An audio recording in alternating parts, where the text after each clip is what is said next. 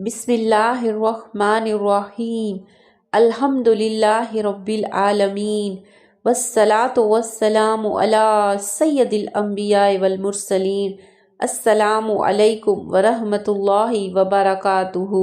رمضان المبارک میں اس قدر برکتیں اور رحمتیں ہیں کہ ہمارے پیارے آقا صلی اللہ علیہ وآلہ وسلم نے یہاں تک ارشاد فرمایا، اگر بندوں کو معلوم ہوتا کہ رمضان کیا ہے تو میری امت تمنا کرتی کہ کاش پورا سال رمضان ہی ہوتا۔ سبحان اللہ۔ حضرت ابو سعید خدری رضی اللہ تعالیٰ عنہ سے روایت ہے کہ رحمت للعالمین صلی اللہ علیہ وآلہ وسلم کا فرمان ذیشان ہے، جب ماہ رمضان کی پہلی رات آتی ہے تو آسمانوں اور جنت کے دروازے کھول دیے جاتے ہیں اور آخر رات تک بند نہیں ہوتے۔ جو کوئی بندہ اس ماہ مبارک کی کسی بھی رات میں نماز پڑھتا ہے تو اللہ عز و جل اس کے ہر سجدے کے عوض یعنی بدلے میں اس کے لیے 1500 نیکیاں لکھتا ہے اور اس کے لیے جنت میں سرخ یاقوت کا گھر بناتا ہے جس میں 60,000 دروازے ہوں گے اور ہر دروازے کے پٹ سونے کے بنے ہوں گے جن میں یاقوت سرخ جڑے ہوں گے۔ پس جو کوئی ماہ رمضان کا پہلا روزہ رکھتا ہے تو اللہ عز و جل مہینے کے آخر دن تک اس کے گناہ معاف فرما دیتا ہے اور اس کے لیے صبح سے شام تک 70,000 فرشتے دعائے مغفرت کرتے ہیں۔ رات اور دن میں جب بھی وہ سجدہ کرتا ہے اس ہر سجدے کے عوض یعنی بدلے اسے جنت میں ایک ایسا درخت عطا کیا جاتا ہے کہ اس کے سائے میں گھڑ سوار 500 برس تک چلتا رہے۔ سبحان اللہ۔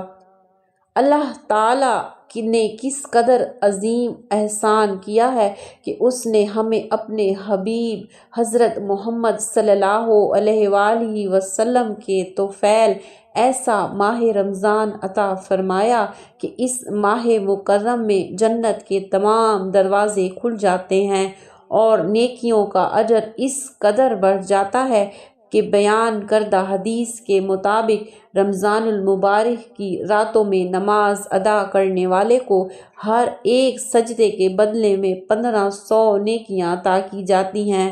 نیز جنت کا عظیم العالی شان محل مزید برآں اس حدیث مبارک میں روزے داروں کے لیے یہ بشارت عظمیٰ بھی موجود ہے کہ صبح تا شام 70,000 فرشتے ان کے لیے دعائے مغفرت کرتے ہیں۔ حضرت سیدنا جابر بن عبداللہ رضی اللہ تعالیٰ عنہ سے روایت ہے کہ حضرت محمد صلی اللہ علیہ وآلہ وسلم کا فرمان ذیشان ہے، میری امت کو ماہ رمضان میں 5 چیزیں ایسی عطا کی گئیں جو مجھ سے پہلے کسی نبی علیہ السلام کو نہ ملی۔ پہلی یہ کہ جب ماہ رمضان المبارک کی پہلی رات ہوتی ہے تو اللہ عز و جل ان کی طرف رحمت کی نظر فرماتا ہے اور جس کی طرف اللہ عز و جل نظر رحمت فرمائے اسے کبھی بھی عذاب نہ دے گا۔ دوسری یہ کہ شام کے وقت ان کے منہ کی بو جو بھوک کی وجہ سے ہوتی ہے اللہ تعالیٰ کے نزدیک مشک کی خوشبو سے بھی بہتر ہے۔ تیسرا یہ کہ فرشتے ہر رات اور دن ان کے لیے مغفرت کی دعائیں کرتے رہتے ہیں۔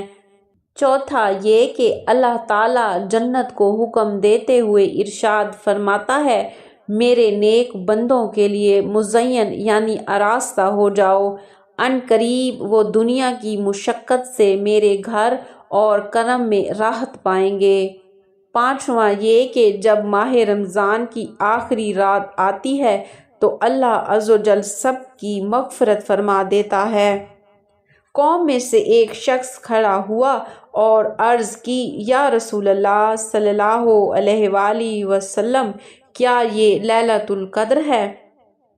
ارشاد فرمایا، نہیں، کیا تم نہیں دیکھتے کہ مزدور جب اپنے کاموں سے فارغ ہو جاتے ہیں تو انہیں اجرت دی جاتی ہے؟ سبحان اللہ۔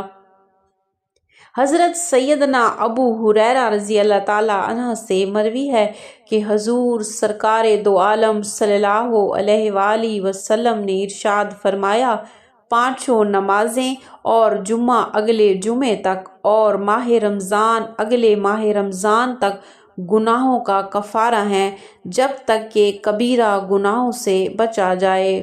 سبحان اللہ۔ رمضان المبارک میں رحمتوں کی چھما چھم بارش اور گناہ صغیرہ کے کفارے کا سامان ہو جاتا ہے۔ گناہ کبیرہ توبہ سے معاف ہوتے ہیں۔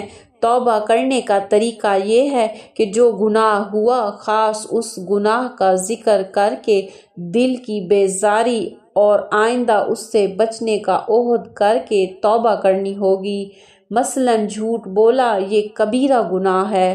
بارگاہ خداوندی عزوجل میں عرض کرے، یا اللہ عزوجل، میں نے جو یہ جھوٹ بولا ہے اس سے توبہ کرتا ہوں اور آئندہ نہیں بولوں گا۔